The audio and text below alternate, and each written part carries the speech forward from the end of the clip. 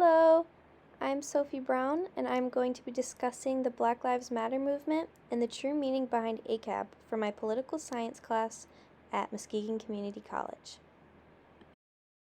The Black Lives Matter movement caught the attention of the entire world in June of 2020. Hundreds of thousands of people came together in protest of the murder of George Floyd, in which Minneapolis police officer Derek Chauvin knelt on Floyd's throat for 9 minutes and 29 seconds. Chauvin has since been charged with both second and third-degree murder, as well as second-degree manslaughter, and was sentenced to over 20 years in prison. The protests, however, took place before Chauvin was convicted. Because of this, there was outrage about the injustice Floyd and his family was faced with, as well as the countless other African Americans who fell victim to police brutality. George Floyd's murder was a catalyst in an act of revolution that had already been forming for generations. Black people in America have faced discrimination and inequality for hundreds of years. It was only 156 years ago that slavery became illegal in the United States. Even then, African Americans were discriminated against and forced to live separately from white people. It wasn't until the civil rights movement of the 1960s that black people finally felt some sense of justice. Led by Martin Luther King Jr., thousands gathered in peaceful protest and boycotted against the segregation they had to live with every day. Because of this, the Civil Rights Act of 1964 was passed, which prohibited the discrimination in public spaces based on race, religion, or gender. The next year, the Voting Rights Act of 1965 was passed, which prohibited discrimination in voting. Giving black people the right to vote was a significant step toward equality. Legally, there were no more barriers separating black and white people. Martin Luther King Jr. paved the way for protesting for equality, and the Black Lives Matter movement would not have happened if not for his work. His words have inspired many, even to this day, and his last speech shows exactly why that is. Maybe I could understand the denial of certain basic First Amendment privileges because they haven't committed themselves to that over there. But somewhere I read of the freedom of assembly. Somewhere I read of the freedom of speech.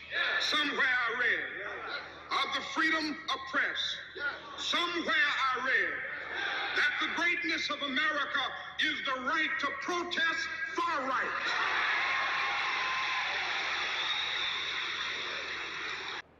While legal equality may have been achieved, black people still face discrimination and injustices in America.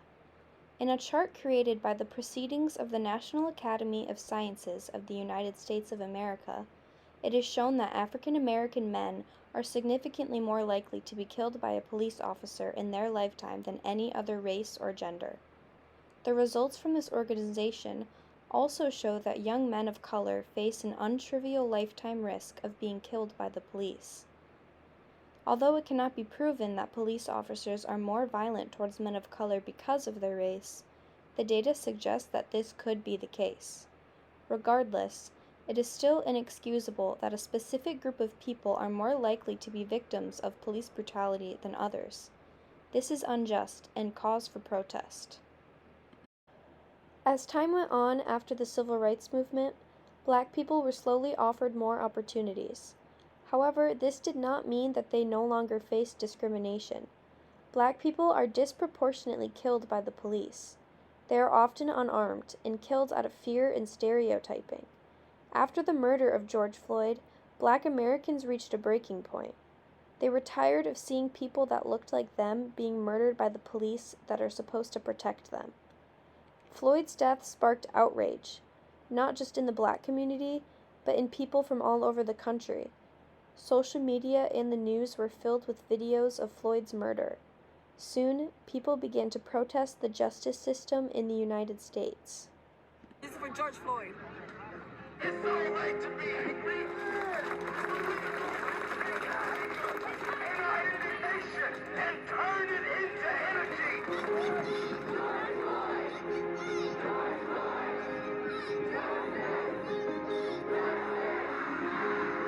To march.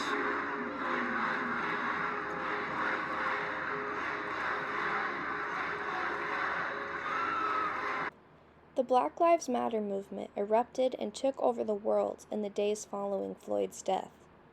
Hundreds of thousands of protesters gathered in cities across the country, and social media was flooded with black screens and informative text posts.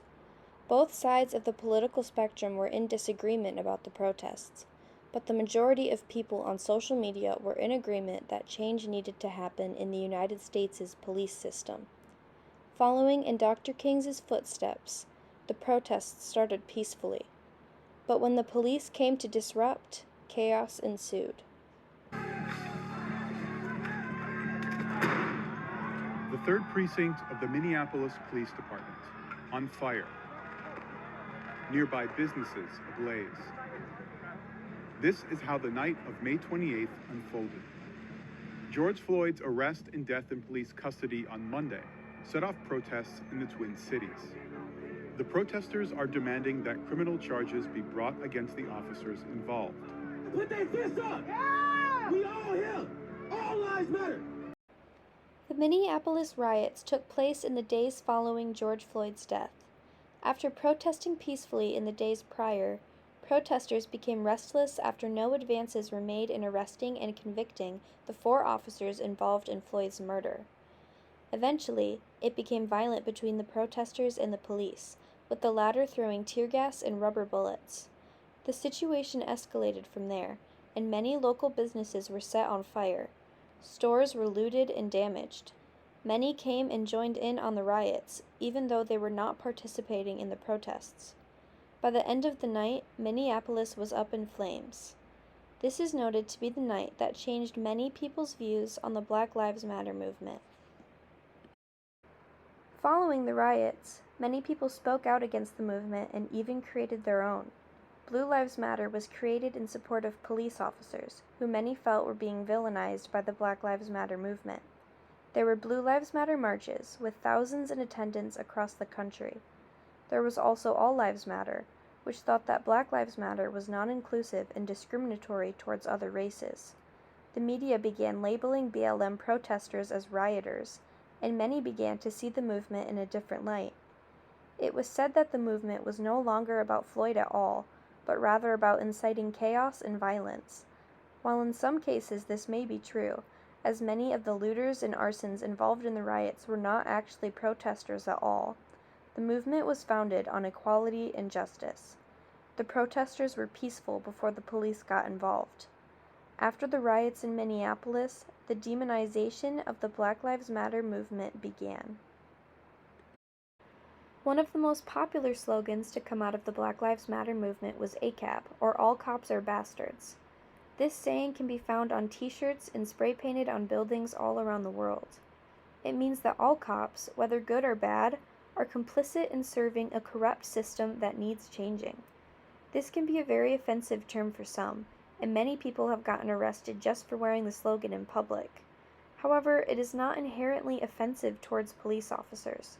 Its true meaning was never meant to be about all police officers being bad people, only that the system they work for is unjust and they are guilty for participating in it. Although it is not known exactly when ACAB first originated, it is speculated to have started in England in the early 20th century. In the 1940s, it was used by labor workers on strike. It was most popular amongst British prisoners, who would write it on the walls of their cells. It was also popularized through punk music in the 70s and 80s, which spread it internationally. Eventually, ACAB became a worldwide acronym used in many different ways. In 2020, it was popularized in America during the Black Lives Matter movement. Because of this, it is unlikely that anyone who has not heard the slogan at least once. In a movie called We Are the Lambeth Boys from 1959, the working class men in the film can be heard singing the phrase. Right, left, sing your song, and it won't take long. Oh, come in the car. All cops are handsome, Whistling. There is a very common misconception about what ACAB really stands for. Many people think it stands for All Cops Are Bad, but that is not the case. A phrase many have heard is that there are some bad apples, but that not all cops are bad. However, The real meaning of ACAB is that the entire tree is rotten. There are no good or bad cops because the entire system was broken to begin with. Many people demonize the Black Lives Matter movement for frequently using this phrase because they were misinformed. BLM protesters do not think that all cops are bad, only that the police system needs updating. Defunding the police is another phrase commonly used alongside ACAB. This is also often misinterpreted. This does not mean removing the police system completely, but relocating funds to other services that better fit specific situations that police officers are often undertrained for. There are various other plans for defunding the police, all of which could be up for debate. It is dangerous to spread misinformation, especially about such important topics. Overall, the true meaning behind both ACAB and the Black Lives Matter movement as a whole were twisted and misinterpreted by many. Both ACAB and BLM stand for equality at the end of the day. No one deserves to live in fear from the ones who are meant to protect them. While the riots were violent and destructive, it came from a buildup of anger from countless years of mistreatment and inequality. However, there is a price to pay for violent protest. It is difficult to take such acts of anger seriously. This proved to be true for BLM, as the media was quick to show the protests in a negative light. In the end, no one is evil, and all people deserve to live equally amongst one another. This is my works cited with my articles, as well as all of the images used and the videos presented. Thank you for watching.